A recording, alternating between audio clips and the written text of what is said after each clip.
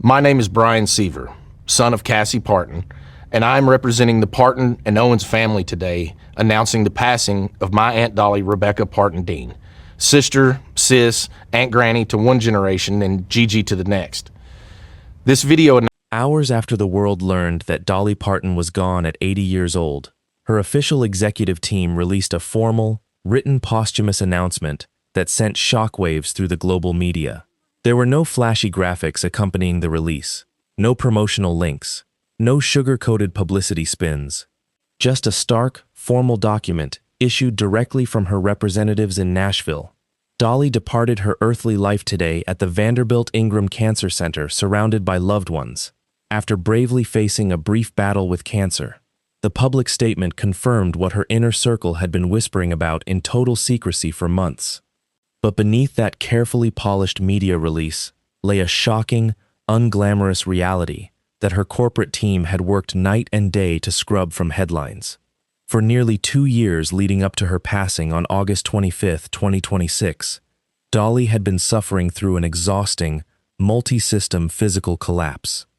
Severe dehydration, bouts of sudden, disabling dizziness, kidney stone complications, and a quiet, undisclosed oncology battle had ravaged her aging body behind locked doors.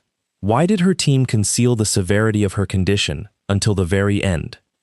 Because while her own health was crumbling in silence, she was sitting by the bedside of her husband of 58 years, Carl Dean, nursing him through his final months before his death in 2025.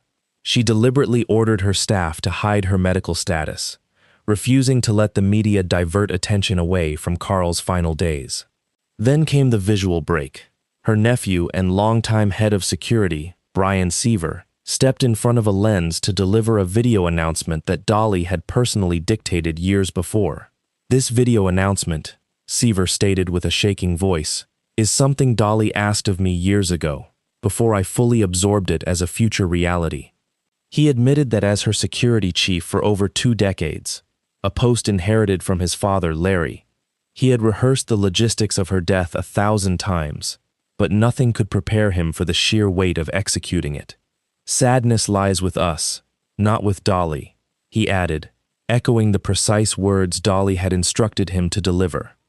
While fans gathered outside her Brentwood estate leaving flowers, a far more intense battle was igniting within the executive suites of her corporate empire. Dolly Parton did not leave behind a standard celebrity estate. She left behind a financial titan valued between $450 million and $650 million. She left no biological children, no direct heirs to quietly inherit the throne. And as music executives and probate attorneys began scrambling to parse her legal paperwork within hours of the announcement, they hit an iron wall. Every master recording, every publishing asset, every trademark, and every square foot of her physical properties were locked inside tightly engineered legal trusts, designed decades ago. How did a child from a dirt floor cabin in the Great Smoky Mountains craft an executive strategy so airtight that even the biggest record labels couldn't breach it? The answer traces back to a dark turning point in the mid-1970s, when she looked at a contract presented by the most powerful manager in entertainment history, realized it was a trap, and chose to walk away into absolute independence. To comprehend why Dolly Parton's executive team operates with such fierce, fortress-like protection over her assets, you have to look into the dirt of Locust Ridge, Sevier County, Tennessee. She was born on January 19, 1946, the fourth of 12 children crammed inside a 2-room wooden cabin. This was not cinematic Appalachian folklore. It was crushing, generational poverty, the kind of poverty where winter cold cuts through pine walls, food scarcity is a daily reality, and basic medical care is entirely out of reach. Her father, Robert Lee Parton, was an illiterate sharecropper and tobacco farmer who signed legal papers with a drawn X because he was never taught to write his name. Dolly spent her childhood watching honest, hard-working mountain people get exploited, financially manipulated, and stripped of their land simply because they couldn't read the contracts placed in front of them. Her mother, Avie Lee, married at 15 and bore 12 children by 35. She famously stitched together scraps of old fabric to craft a warm winter jacket for young Dolly, an act of pure survival that Dolly turned into her defining artistic anthem, Coat of Many Colors. That coat taught Dolly the ultimate rule of business. The narrative you attach to an asset determines its actual value. Scraps of trash became a sacred treasure because of the story woven around them. She began singing in local mountain churches at 6. By 13, she was recording singles for small regional labels. The morning after graduating from Sevier County High School in 1964, becoming the first in her family to earn a high school diploma, she packed a cardboard suitcase and boarded a Greyhound bus bound for Nashville. Nashville in the mid-1960s was an aggressive corporate machine built to strip naive country talent of their intellectual rights. Industry executives saw a 17-year-old girl with a thick mountain accent and cheap clothes and assumed she was an easy victim. When she joined the Porter Wagoner Show in 1967, Porter Wagoner positioned himself as the mastermind behind her rise.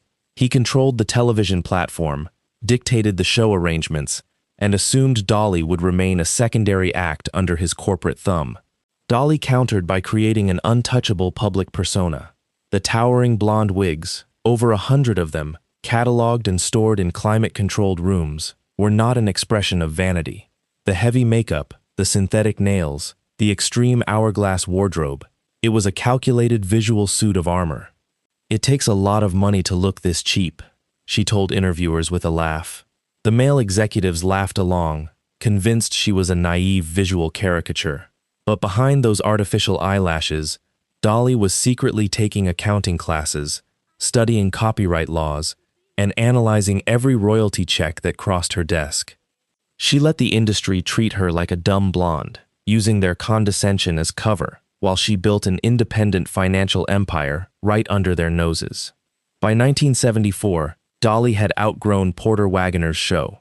To signal her complete professional break, she sat down late one night and wrote a farewell song, "I Will Always Love You." The track skyrocketed to #1 on the country charts, and almost immediately, the biggest predatory force in the music industry came knocking. Dolly received a phone call from the management team of Elvis Presley. Elvis had heard the track, loved it, and wanted to record his own cover version. In 1975, an Elvis Presley cover was the single most lucrative event a songwriter could dream of. It guaranteed tens of millions of global record sales, permanent international radio airplay, and astronomical royalty income. Dolly was ecstatic. Arrangements were made, and studio time was scheduled. Then came the ambush. Colonel Tom Parker, Elvis's notoriously ruthless manager, contacted Dolly directly to execute his standard contract shakedown. He coolly informed her that under Elvis policy, no track would be recorded unless the songwriter surrendered 50% of the publishing rights and 50% of all future intellectual property royalties directly to Elvis's holding company. It was standard industry extortion. Parker had forced dozens of desperate writers to give up half their life's work for the prestige of an Elvis recording. Most writers signed instantly. Dolly froze. She thought of her father standing in Sevier County, signing away his rights with an X because he couldn't read the contract. She realized that if she signed Parker's paper, she was surrendering control of her own creation to a corporate entity. She told Colonel Tom Parker no. Parker was stunned. He reminded her she was walking away from the king of rock and roll. He warned her that rejecting Elvis could ruin her standing in the industry. Dolly held her ground, hung up the phone, and locked herself in her room, weeping for days. She loved Elvis's music, but she refused to let anyone strip away her ownership. "I cried all the way to the bank," she famously observed years later. For 17 years, "I Will Always Love You" remained quietly in her catalog, fully owned, 100% hers. Then came 1992. Whitney Houston was recording the soundtrack for The Bodyguard and decided to cover Dolly's song. Whitney's operatic version became a massive global phenomenon, spending 14 weeks at #1 on the Billboard charts and selling over 20 million physical copies worldwide. Because Dolly had refused to give up her publishing rights to Elvis in 1975, every single cent of the songwriter and publishing royalties, totaling over $20 million from Whitney's release alone, went straight into Dolly's bank account. Had she agreed to Colonel Parker's terms, half of those millions would have been diverted to Elvis's estate. Her refusal proved a vital lesson to Hollywood. Dolly Parton did not need corporate gatekeepers to validate her work. She owned her legacy outright. By the time her executive team issued their statement on August 25, 2026, Dolly's songwriting catalog contained more than 3,000 fully owned titles. That catalog alone generates an estimated $85 million in passive annual royalties. Her complete net worth, evaluated across multiple business verticals, sits between $450 million and $650 million. Her largest non-musical asset is Dollywood, the massive theme park complex in Pigeon Forge, Tennessee, drawing over 3 million visitors a year. By acquiring a stake in Silver Dollar City in 1986 and rebranding it, Dolly turned her childhood home of Sevier County into a dominant regional economic engine.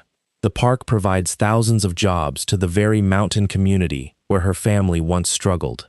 Beyond theme parks and music catalogs, she founded Sand Dollar Productions, the private television and film production company behind massive commercial hits like Buffy the Vampire Slayer and Father of the Bride.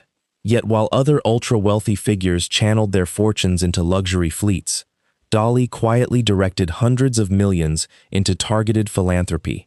Through her Imagination Library, founded in 1995 to honor her illiterate father, her foundation has mailed over 260 million free books directly to children across 5 nations. In 2020, she made a silent $1 million donation to Vanderbilt University Medical Center. That specific funding directly backed the foundational research required to develop the Moderna COVID-19 vaccine, saving countless lives long before her contribution became public knowledge. However, the most intriguing element confirmed by her executive team involves the content locked inside her physical archives.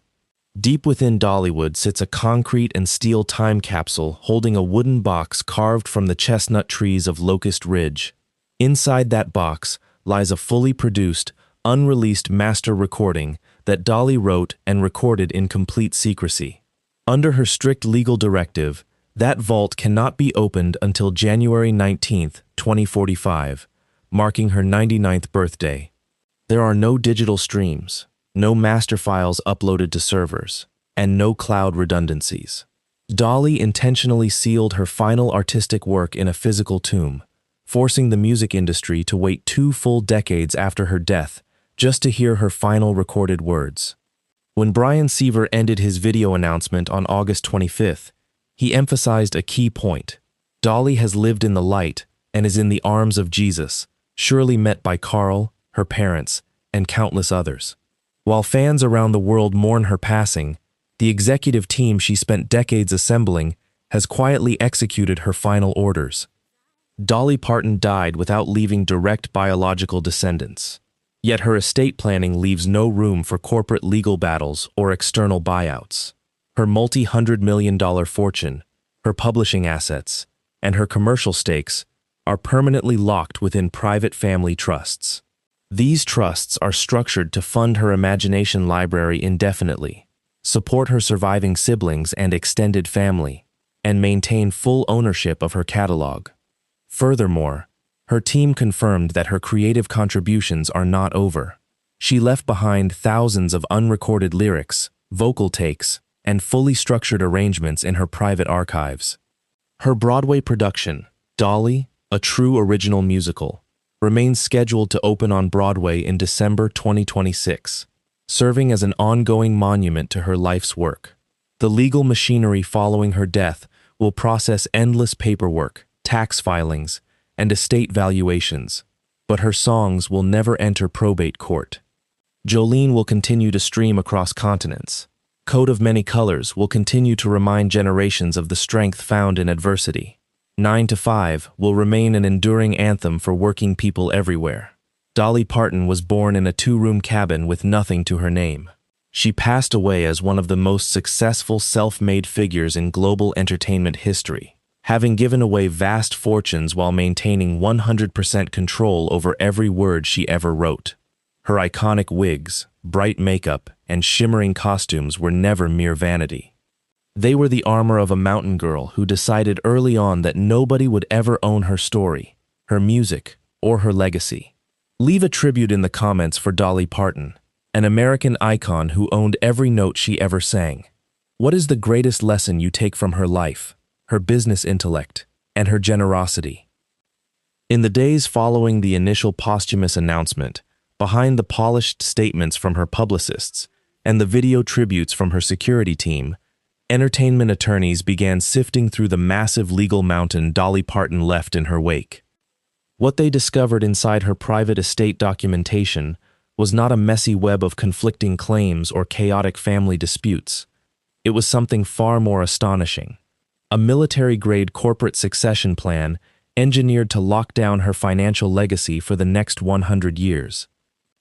Most high-net-worth music icons leave behind legal minefields. When artists like Prince, Elvis Presley, or Michael Jackson passed, their estates were instantly plunged into decades of bitter courtroom battles, IRS tax liens, aggressive corporate takeovers, and family feuds over unreleased material. Corporate vultures circled, waiting to carve up their publishing catalogs and sell off their image rights to the highest bidder. Dolly Parton knew this. She had watched it happen to her peers throughout her 60-year career, and she made certain it would never happen to her.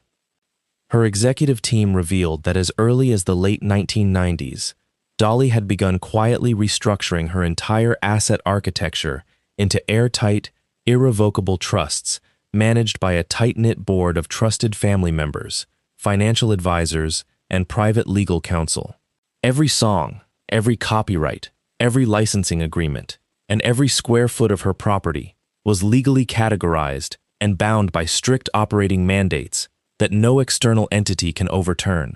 Under the specific terms of her estate framework, no private equity firm, major record label, or corporate media conglomerate can ever purchase a majority stake in her publishing catalog. Her 3,000-song library, worth well over $150 million on its own, is legally mandated to remain whole, generating passive royalties that will continuously flow into her charitable foundations and private family trusts in perpetuity. Furthermore, her legal team confirmed the existence of strict guidelines regarding the use of her image and artificial intelligence. Long before AI voice cloning and digital holograms became major industry controversies, Dolly insisted on strict contractual protections prohibiting the unauthorized commercial recreation of her likeness or voice. Anyone seeking to use her image, catalog, or story for commercial projects must pass through a rigorous approval process overseen by her designated trust executors. Then there is the matter of her unreleased archives. Beyond the locked 2045 Dollywood vault lies a treasure trove of raw demo tapes, unreleased studio takes, alternate vocal tracks, and handwritten song lyrics stored in climate-controlled facilities across Tennessee.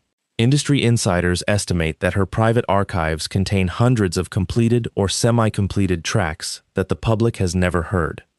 Her executive team clarified that these archives will not be hastily dumped onto streaming platforms for a quick cash-out. Instead, her trust dictates a slow, meticulously curated release schedule designed to preserve the artistic integrity of her catalog over the coming decades.